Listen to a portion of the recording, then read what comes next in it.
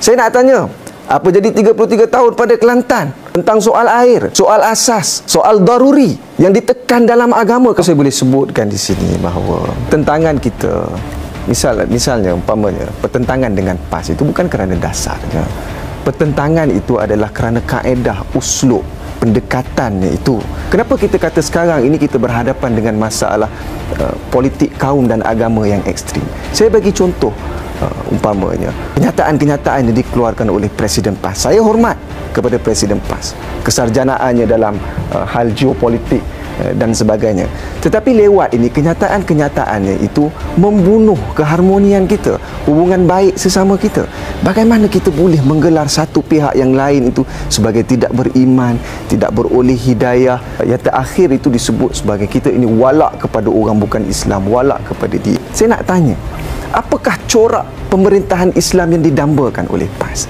Adakah dengan membina masjid yang besar ataupun mengadakan kuliah di setiap hari Jumaat, misalnya pada setiap minggu, itu cukup menggambarkan bahawa kita ini memperjuangkan Islam? Adakah dengan meletakkan slogan membangun bersama Islam itu sudah cukup untuk membuatkan kita ini memperjuangkan sebuah entiti ataupun negara ataupun negeri yang mengamalkan konsep pentadbiran Islam? Sebab tu saya kata, ianya kita tak boleh lagi gunakan sentimen agama dan sentimen kaum ini sebagai retorik politik. Ini bahaya dia. Kerana di akhirnya, apa dia tuntutan agama? Tuntutan agama itu ialah menegakkan keadilan sosial, memastikan perkara asas yang perlu rakyat ada itu dipenuhi.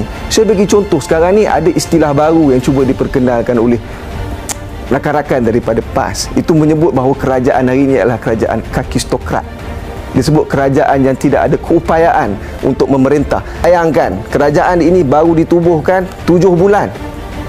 Tetapi di pihak sana dia expect untuk kita selesaikan banyak masalah dalam negara ini. Saya nak tanya, apa jadi 33 tahun pada Kelantan tentang soal air, soal asas, soal daruri yang ditekan dalam agama? Kalau kita ini faham tentang konsep, sebenarnya kalau kita faham, Saudara Lokman, kalau kita faham tentang konsep maqasid yang kita perjuangkan tentang soal Islam tu, kalau kita hayati dan kita maknai konsep maqasid tu, yang 3 disebut daruriyah, hajiah, tahsiniyah.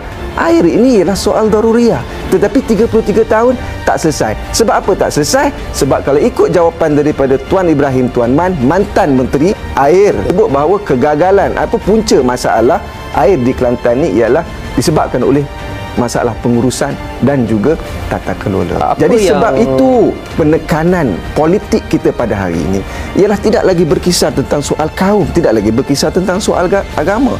Penekanan kita ialah tentang soal integriti, tata kelola, pengurusan.